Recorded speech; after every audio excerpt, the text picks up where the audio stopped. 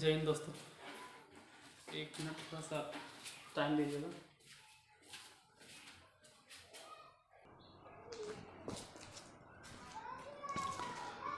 वो थोड़ा सा कैमरा ब्लर हो गया हुआ।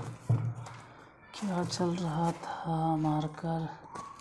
अरे यार, हाँ मिल गया मार्कर। देखिए, कोई भी सब्जेक्ट हो, प्रैक्टिस बहुत ज़रूरी होता है। एक ही चीज़ को 2 बार 3 बार मल्टीपल टाइम रिवीजन करना ज़रूरी होता है। और ऐसे तो लाइट नहीं है, फिर भी कम लाइट है। देखते हैं, हम प्रेजेंट इंडेफिनिट टेंस बता रहे थे, जिसमें से कि सिंपल चीज़ बता दिए थे। और कभी हम बताए होंगे आपको कि ऑब्जेक्ट 1 और ऑब्जेक्ट 2, सेंटेंस में ये दोनों ऑब्जेक्ट पे अगर फोकस करते हो तो थर्ड ऑब्जेक्ट अगर आप ऑब्जेक्ट नहीं भी बोलते हो तो भी चलेगा। हम तो कहते हैं ऑब्जेक्ट 1 ऑब्जेक्ट 2 नहीं भी बोलेगा तो भी चलेगा। ऑब्जेक्ट 1 को इनडायरेक्ट ऑब्जेक्ट कहते हैं, ऑब्जेक्ट 2 को डायरेक्ट ऑब्जेक्ट कहते हैं। ये सब भी नहीं बोलिएगा तो भी चलेगा, क्योंकि हम तो लैंग्वेज सीखने आए। इंग्लिश लैंग्वेज सीखना है। और ग्रामर अगर कोई कहता है कि इंग्लिश ग्रामर सीखने वाले हैं, तो साफ साफ लिखा हुआ थंबनेल में कि this is the English grammar for beginners. ये ग्रामर बिगनर्स के लिए, वैसे के लिए नहीं है जो ऑलरेडी बहुत विद्वान हैं। ग्रामर के मायने में ये बिगनर्स के लिए है।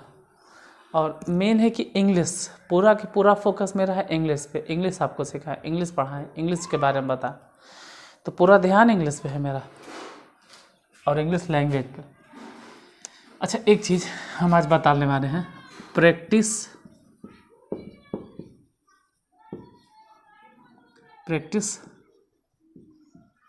मेक्स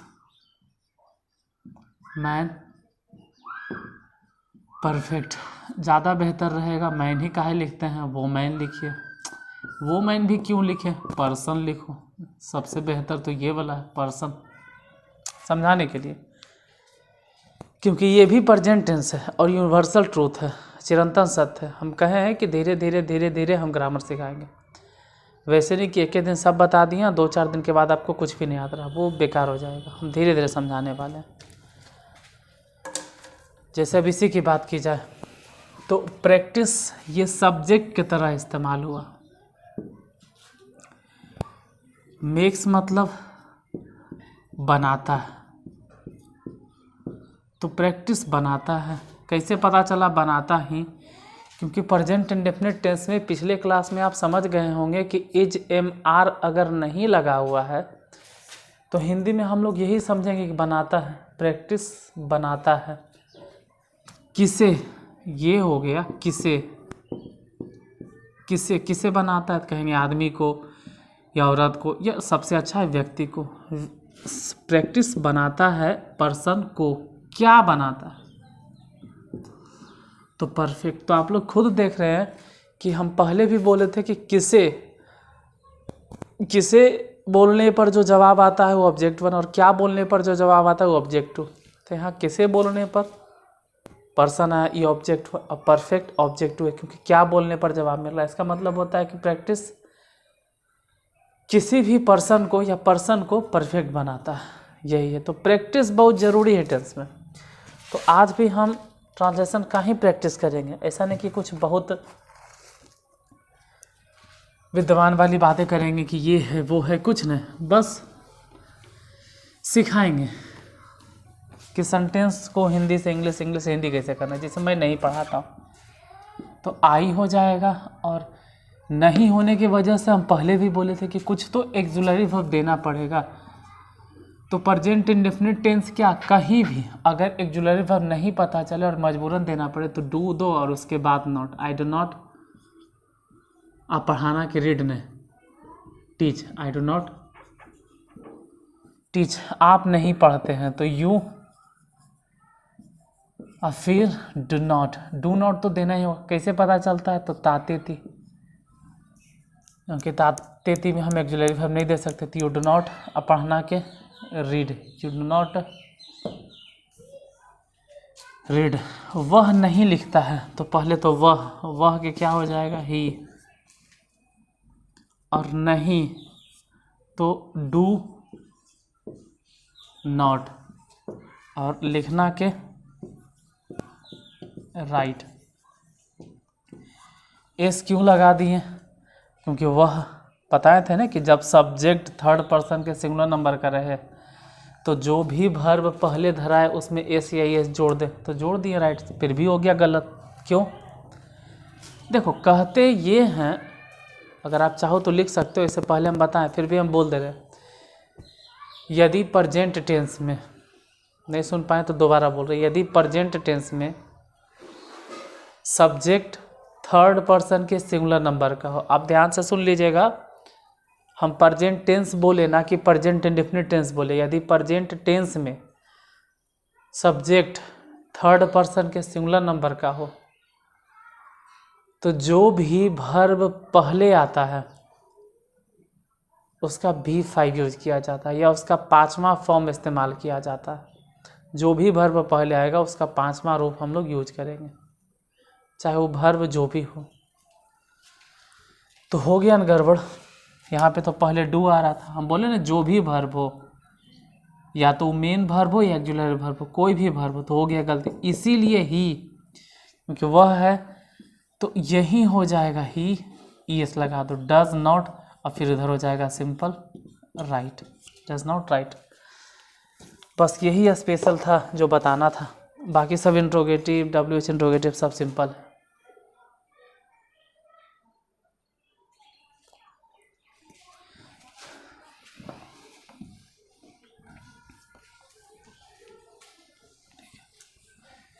अब इंट्रोगेटिव, WH इंट्रोगेटिव, वो सब चीज़ आप जानते हैं, फिर भी हम सेंटेंस तो लेंगे ही, लेकिन थोड़ा स्पेशल बतलाने वाले हैं। अब किसी भी टेंस की बात करें, ऐसे तो हर एक टेंस में हम बोलेंगे, इसी में इसमें तो ऐसे ही बोल दे रहे हैं, एक तरह से रूल लिखा दे रहे हैं। इंट्रोगेटिव नेगेटिव तो आप जानते ही हैं, उसको क्या बताना, फिर भी जाते जाते वो भी बता देंगे, रूल, नियम, नोट्स, जो भी आप समझें। किसी भी टेंस की बात करें, ठीक है, मतलब किसी सेंटेंस में, या चलो भाई प्रेजेंट इंडेफिनिट टेंस से तो लिखो, ऐसे प्रेजेंट इंडेफिनिट टेंस नहीं लिखना है, किसी भी टेंस में। और टेंस ही क्यों लिख रहे हैं, सेंटेंस लिखते हैं। किसी भी सेंटेंस में, किसी भी सेंटेंस में वर्ब का एक ही फॉर्म रिपीट नहीं किया जाता, नहीं किया जाता है, सबसे सिंपल सी बात। और ऐसे तो आपको इन्फिनेटिव जरंड बताएंगे, इन्फिनेटिव है, जरंड है, फ्रेज है, क्लाज है, अगर वो सब चीज़ें के बारे में बताएंगे थोड़ा सा और डिटेल में बताएंगे, लेकिन हम कंफ्यूज नहीं करना चाहते, हम सिखाने के लिए आए, कंफ्यूज नहीं करना है। जैसे कि खेलना, अगर कभी हिंदी में मिल गया खेलना, सेंटेंस में डायरेक्ट लिखल है खेलना, तो आपको प्ले नहीं बोलना है, उस जगह पे टू प्ले बोलना है। ऐसे तो इन्फिनेटिव और फ्रेज, इन्फिनेटिव और जरंड की बात करें तो वहाँ पे टू प्ले की बजाय हम प्लेइंग भी इस्तेमाल कर सकते हैं, लेकिन नहीं, ठीक है, वो सब चीज़ें तब जब थोड़ा सा आप तुम सीख जाओगे। खेलना, मान लो अगर कहीं पढ़ना लिखल है तो डायरेक्ट बोलोगे टू रीड, ज़्यादा सोचना नहीं। अगर जाना लिखल है तो जाना के बोलोगे टू गो, अगर आना लिखल है तो टू कम, ये ध्यान देना, ठीक है। मतलब हम समझाना क्या चाह रहे हैं, हम ये बोलना चाह रहे हैं कि वर्ब हिंदी में अपने मूल रूप में हो, अगर हिंदी में मेन फॉर्म में हो, खेलना, पढ़ना, जाना, ये सब अगर मेन फॉर्म में है, अपने मूल रूप में है, तो इंग्लिश में टू लगाना पड़ता है, to play, to read, to go, to come. खास करके अगर आप टेंस के बारे में पढ़ रहे हैं तब, जैसे जैसे जैसे मैं चाहता हूँ, मैं चाहता हूँ, ठीक है, तो आई और चाहना के वांट, इतना तो आप समझ चुके होंगे कि होने होता है। अब मान लीजिए मैं तुम्हें चाहता हूँ,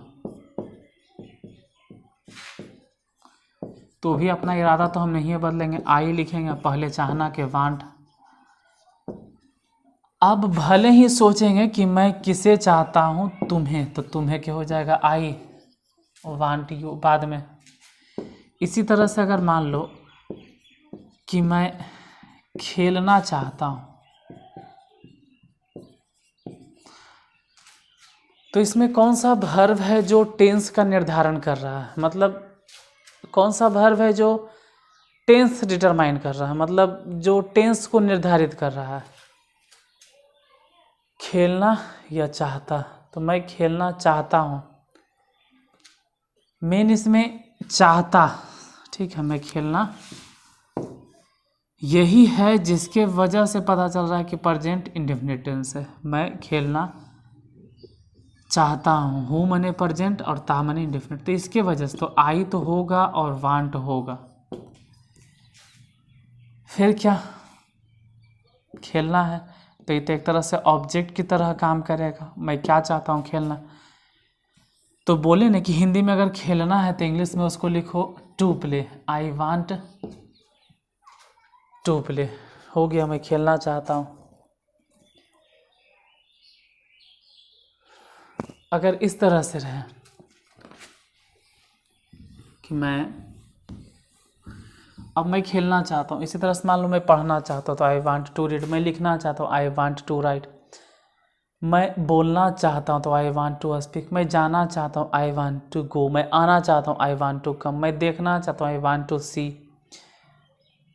मैं गाना चाहता हूँ आई वांट टू सिंग, मैं नाचना चाहता हूँ आई want to dance.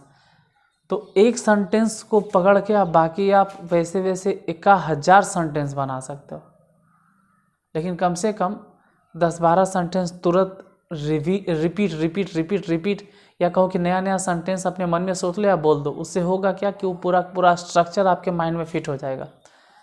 Structure in the sense मतलब सब्जेक्ट प्लस वर्ब, वैसे ना आप यहाँ से समझ जाओगे डायरेक्ट।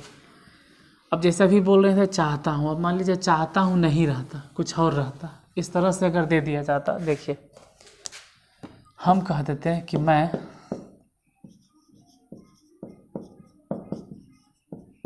कहानियाँ पढ़ना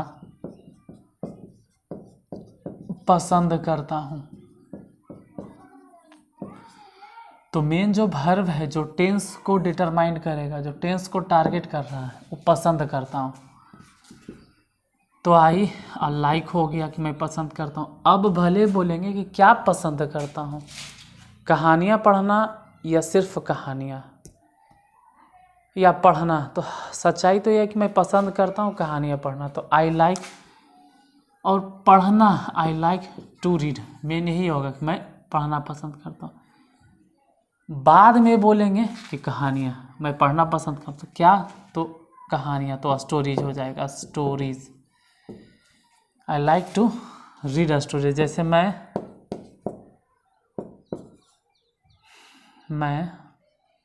और भी कुछ हो सकता है, अंग्रेजी बोलना चाहता हूँ। पहले बात तो हम क्लियर कर दें कि एक ही सेंटेंस में एक ही फॉर्म में दो या दो से अधिक वर्ब इस्तेमाल कभी नहीं हो सकता। एक ही फॉर्म में V1 ऐसे कभी नहीं, या V2 एकदम नहीं, असंभव है। और दूसरा बात हम क्या बोले, दूसरा ये बोले कि अगर हिंदी में कहीं खेलना, जाना, आना, देखना, मतलब हिंदी में वर्ब अपने मूल रूप में हो, अगर अपने मूल रूप में हो तो इंग्लिश में उसके पहले टू लगाना होगा। इसको बोलते हैं इन्फिनिटिव। अब इन्फिनिटिव भी पढ़ाएंगे तब इन्फिनिटिव के बारे में बोलेंगे, अभी इन्फिनिटिव नहीं चल रहा है। पता चल रहा टेंस चलते हुए और टेंस छोड़ दिए, टेंस वाला गाड़ी को छोड़ दिए और इन्फिनिटिव की गाड़ी पे सवार हो गए। फिर इन्फिनिटिव पढ़ते पढ़ते इन्फिनिटिव वाला गाड़ी छोड़ दिए और किसी और गाड़ी पे सवार हो गए। तो जाना था, जैसे कहने का मतलब है कि हमको जाना है, मान लीजिए किसी जगह पे दिल्ली जाना है। अब दिल्ली जाते हुए हम अपने जगह से राजगीर से ट्रेन बैठे, पहले दिल्ली से बैठे, एक ट्रेन आ रहा था, उस पर जंप करके चले गए, मुंबई जाने वाली थी।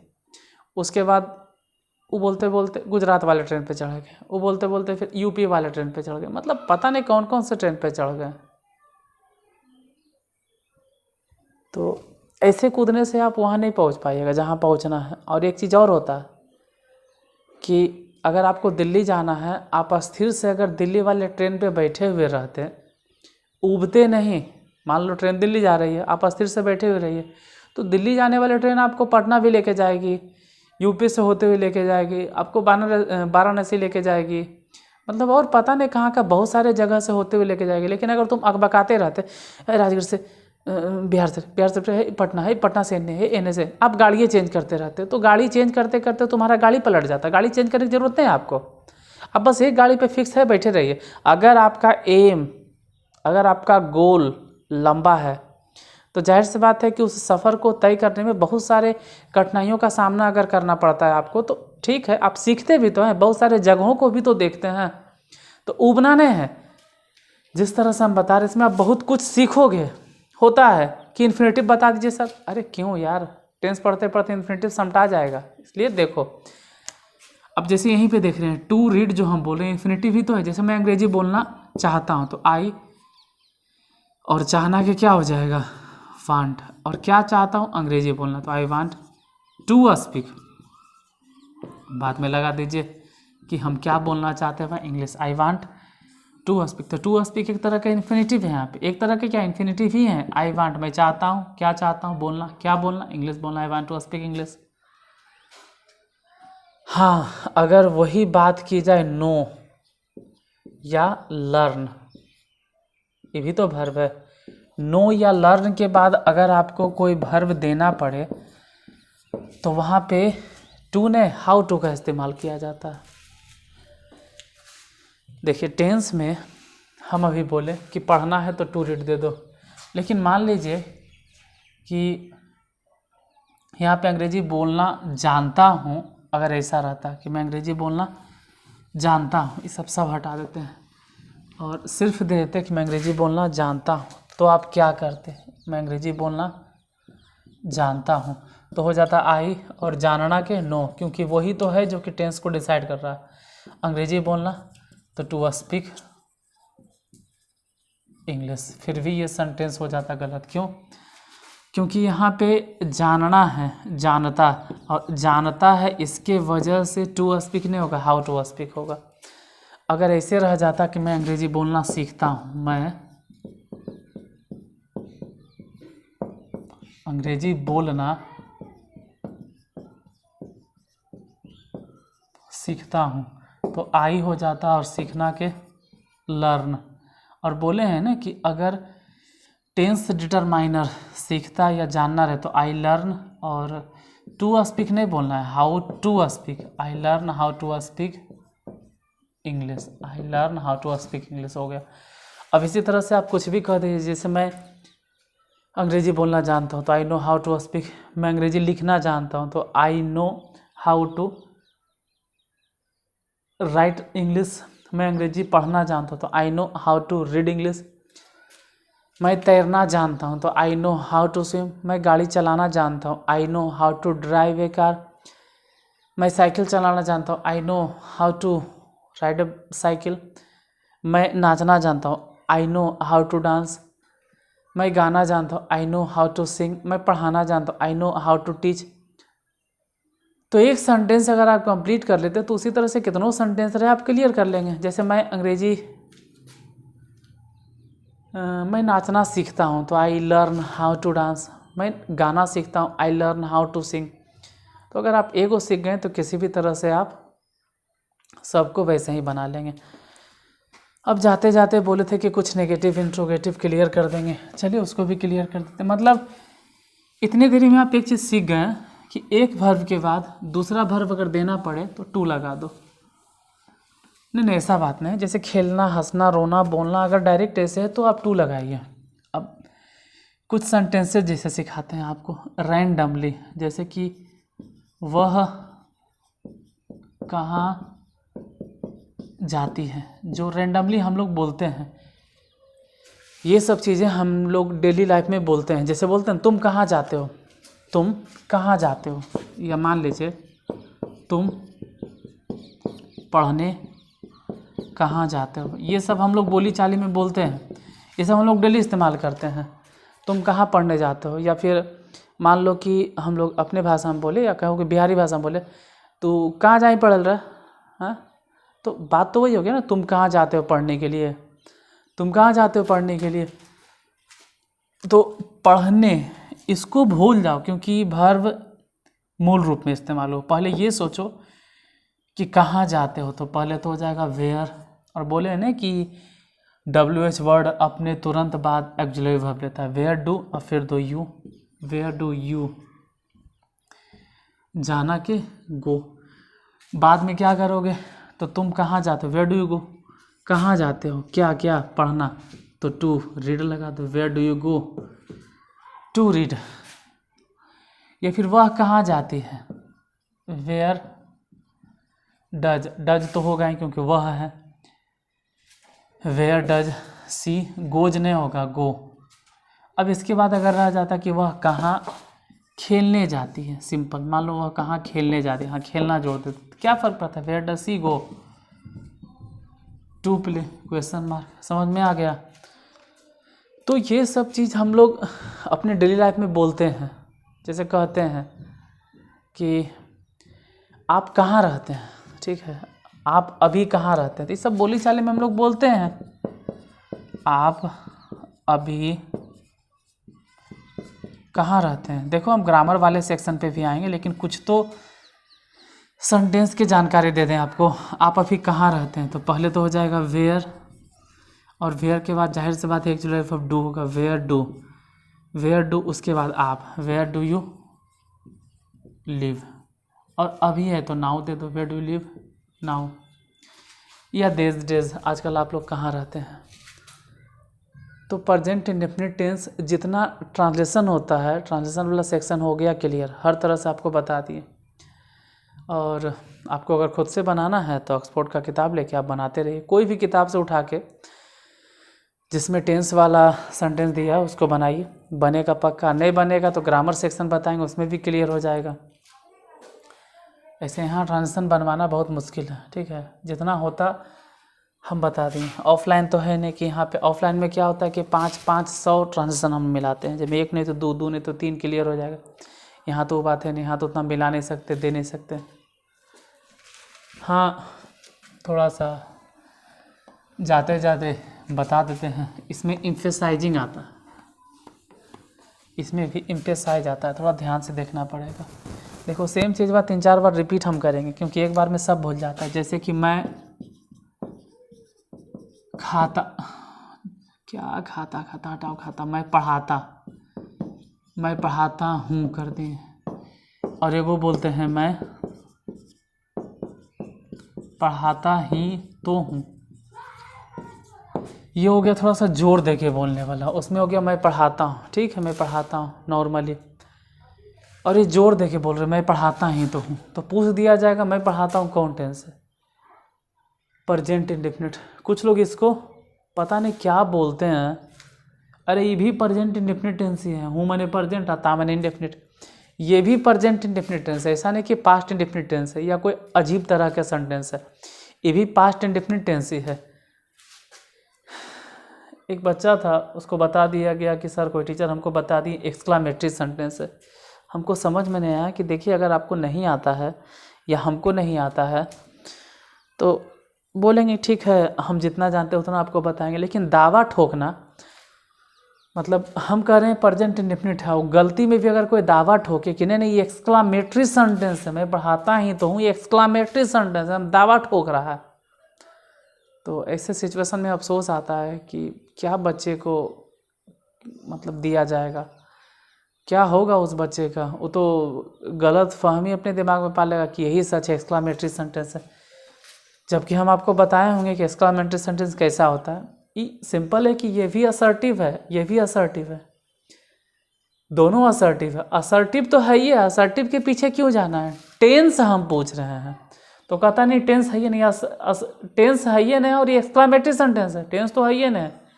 पूछा गया कौन से टेंस है, पूछल गया कौन से टेंस है, तो सब कोई कुछ नहीं बोला। एक बच्चा था, बहुत पुराना कहावत है, बड़ी पुराना मतलब कहानी ये है, कहानी नहीं है, मेरा रियली है, स्टूडेंट के साथ भी था। कहीं जाता था, वो कह दिया खड़ा होकर, आज से तकरीबन 10 साल पुराना बात है ये, अब वो कह दिया कि ये प्रेजेंट इंडेफिनिट टेंस है, वो कहता है प्रेजेंट इंडेफिनिट टेंस नहीं, ये एक्सक्लामेटरी सेंटेंस है, मतलब टेंस है ये नहीं कहना है, जबकि है यार प्रेजेंट इंडेफिनिट टेंस है, एम्फेसाइजिंग है, मैं पढ़ाता हूँ तो आई टीच हो जाएगा, ठीक है।